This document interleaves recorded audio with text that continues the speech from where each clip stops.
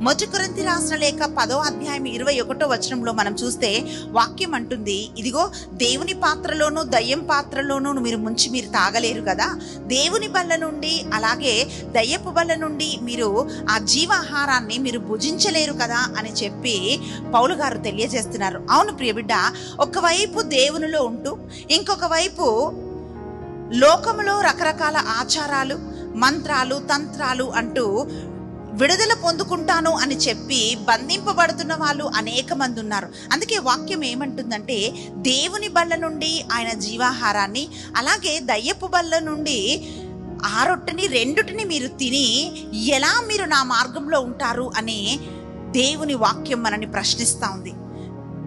ఎప్పుడైతే ద్విమనస్కులుగా ఉంటారో, ద్వంద్వ మనస్తత్వం ఉంటుందో అలాంటి వారు ఏది పొందుకోలేరు అనే వాక్యం తెలియజేస్తోంది. ప్రియబిడ్డ, ఈరోజు నువ్వు దేవుని ఆరాధించదలిచి